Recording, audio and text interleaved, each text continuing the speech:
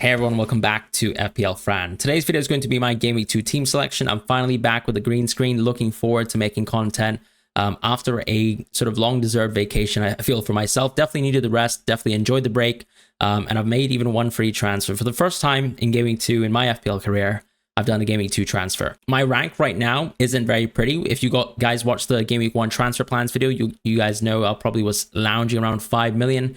We ended up the game week in 4.4 million. So I'm no longer going to be flexing the 23-24 rank. We're moving on to 24-25. Have the initial rank. It's 4.4 million. I'll put a green arrow there because it's technically a green arrow, I suppose. Maybe not even an arrow. But yeah, 4.4 million. A bit of a slow start. I think that's fine. We planned for multiple game weeks and some things have already been, derailed. And I've already talked about how I wanted to use a Game Week 2 transfer, and I have. Before we actually jump into the team selection, I'd like to shout out Fantasy Football Hub. The link is in the bio below to have a look at the joining link. It's a great tool to help enhance your experience as an FPL manager. So do feel free to have a look at the link in bio to get access to Fantasy Football Hub and their tools. In my transfer plans video, I mentioned that I'll probably be looking at Rico or Robinson. So those are the two picks definitely that we'll be thinking about in the defense later. But just in terms of Game Week 1, just reviewing that, Kwanzaa clearly became a huge issue. I think it's very possible, right, that we live in a world where Kwanzaa can still start Game Week 3. But seeing something like a 45-minute substitution just sort of spells into picture, let's be honest, that the Kwanzaa idea was probably a little bit ill-advised. And I apologize for that, right? I was pretty confident in Kwanzaa starting the season, at least for the first few fixtures. I wanted to get Kwanzaa starting for Game Weeks 1 and 2. We weren't able to get that, and the transfer hasn't really worked out. Fortunately, though, I decided not to go for a Barco draft, right? Because I felt like the depth between, let's say, Barco and Kwanzaa had huge chances of backfiring. Barco is now off his way to Sevilla in Spain, so he's going to be out of the game. And Kwanzaa, obviously, we don't know exactly what's going on. We'll probably rely on an Arnie Slot press conference, but we also know that Liverpool played the last game in Game Week 2. So it's very unlikely that we get the leaks in time to understand whether or not Kwanzaa starts. I also feel that with the generally good performance in the second half, it feels a little bit doubtful that Kwanzaa would start in Game Week 2. Those are my thoughts, and that's sort of what pushed me towards partially what was the free transfer in Game Week 2. The most important thing as well was the price drop aspect of Kwanzaa as well, but we'll talk about that in a moment. As far as the rest of the team, yes, let's say Crystal Palace selling Anderson isn't great for the defense, but I think I've already made my bed with the goalkeeper. No real issues in that Henderson is still the starting goalkeeper of the team. And there's some good fixtures ahead. So looking forward to still owning Henderson. As far as Porro, he came off with a bit of a knock in Game Week 1, but I feel like he should be fine. I've looked towards social media. I've been stalking him, been looking at the Spurs training sessions. Haven't really got much information, but it seems like for the most part, he's fine. For Trent, looks great as usual. As far as the midfield, the big problem point once again was going to be Nkunku. And a lot of people, I think, are already frustrated with him. But I would say practice a little bit of patience, right? This is a player who is still at least in Enzo's 21-man squad. As compared to the 42 squad players that they have and the 210 contract years that they have. So Nkunku is in the team. I still think he's an important player for Chelsea. Enzo has iterated as much. He's been very brutal both ways, right? He's effectively exiled players like Chilwell and Sterling from the squad, and Nkunku was someone that he mentioned that was going to be important.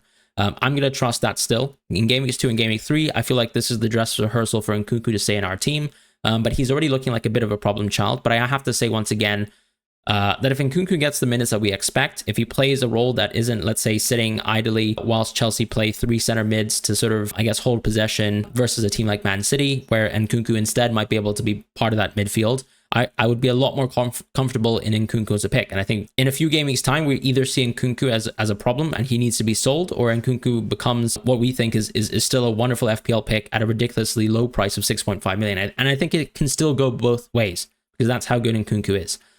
As far as Bruno, Eze, I think they had great chances, great positions. Not really concerned about either player. There was a disallowed goal in there, which I won't sort of comment on because I was already upset about it enough, but I was also on vacation, so I don't really care. As far as Saka, he is a bit of an interesting discussion point because I feel like we discussed in the preseason how good Saka could be projecting into the season, and a lot of the markets seem to have suggested, based on their sort of total point FPL projections, that Saka would be as good as Haaland and Salah. And I think a lot of people are still maybe uncomfortable with sort of getting towards that sort of point in logic. But I really think that that's how good Saka is.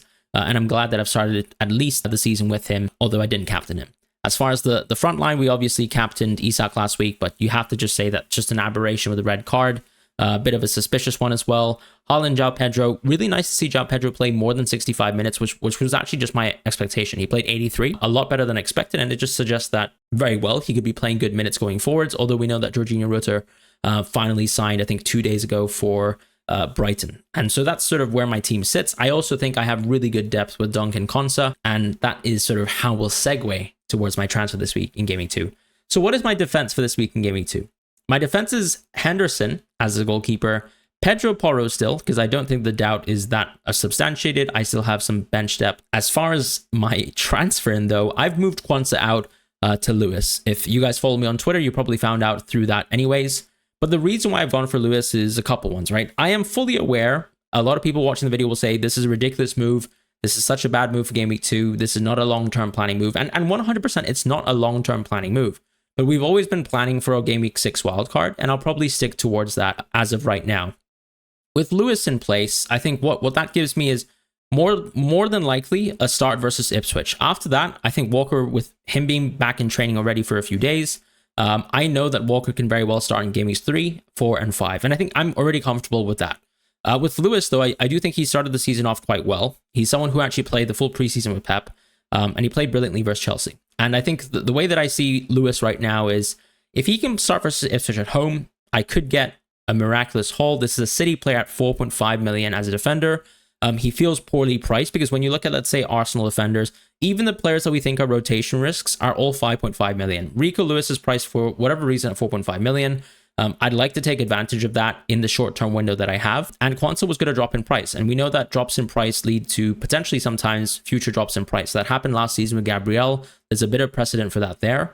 On top of that, I think that Lewis, once again, with just such a prime immediate fixture, if I can get the start versus Ipswich at home and he doesn't get subbed off at 45 minutes by his competition in Walker, I feel like I will have gotten away with the transfer and I would be 100% satisfied. So that's the gamble with Lewis. And if he continues to play well versus Ipswich, for example, I can see him potentially playing more games. And we could rely on a couple City leaks over the next few deadlines as well to maybe, make the right decision in terms of starting or benching Rico Lewis. What I'm comfortable with in terms of just going for Rico Lewis as a pure Game Week 2 punt is, once again, the upside of having a City defender who's also playing some really ambitious roles within the new system. But then also knowing that ultimately, if I bench Rico Lewis anyways, if I went for someone like Robinson, at best, I'd be playing Robinson over Konsa in Game Week 3. I'd be benching him in 4 and 5. As far as, let's say, going back to Lewis, though, I play him for Game Week 2. I'm totally comfortable with playing Konsa in Game Week 3, and that means Porro, Konsa, and Trent in Game Week 3. In Game Week 4, for example, that's an opportunity to play someone like Dunk, and that's totally fine with me. Same with Game Week 5, for Dunk, that is. The reason why I'm comfortable with this is, okay, there's some doubts on Pedro Porro, and he might not play this weekend, but at the very minimum, I have still Dunk for depth. It doesn't seem like an awful injury. And I think looking at the social media posts and trying to stalk a little bit into the Spurs training sessions, it seems like based on the social media posts that Porro is fine, but I've no indication based on sort of the Spurs social media that he's been in training. So I have to say that there's a big doubt there. And maybe that's already the downside of the Lewis move. But I feel like it is a calculated risk. There's a lot of downside, but equally, I think a ridiculous amount of upside if I can get the Lewis pick right. And I have enough depth, I feel like, to fall back on if the Lewis pick doesn't go right. And Trent is Trent. In the midfield, though, moving on to that, Saka and Nkunku, Bruno Fernandes, and Eze. As I said, I'm very happy with all these picks. With Nkunku, I'm at least going to give him up until Game Week 3. If I'm extremely frustrated with the performance in Game Week 3 and the minutes in Game Week 3, more importantly, then I think he'll be shipped off in Game Week 4. In the front line, though, still very happy with these picks. Think the minutes are going to be strong for these players anyways, and that would be João Pedro, Haaland, and Isak. This is a great week to captain Haaland. He's definitely being captained. It's Ipswich at home, but I'll talk about triple captaincy in a moment. I think the vice captain is definitely going to go to Eze, but I think on the point in terms of what are my future transfers, given that I've already used one free transfer in Game Week 2, my plan right now, loosely speaking, is to roll in Game Week 3, which means that I'll have 2 free transfers instead on Game Week 4. And I feel like if I'm frustrated by Nkunku in Game Week 4, what I will probably do is make one midfield transfer for Nkunku, keep my team exactly the same, and that means keeping Saka and Haaland in place. And then in Game Week 5 instead, what I'll be doing with 2 free transfers is to take Haaland and Saka out when they have the mirror matchup there, and then replace him with Salah and potentially Watkins or Solanke. That's my loose plan for the time being. And I think there are multiple options, right? This is sort of the plan that I laid out in the transfer plans.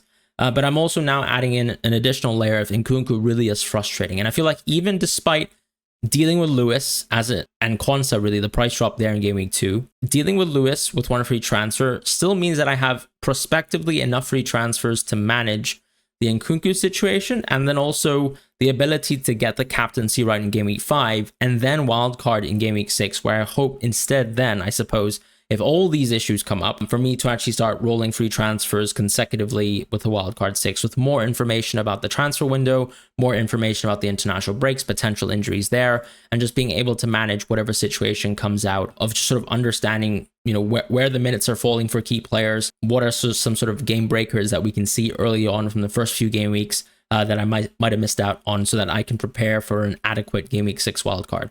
So that's sort of my thoughts right now. And that's going to be my team for Game Week 2.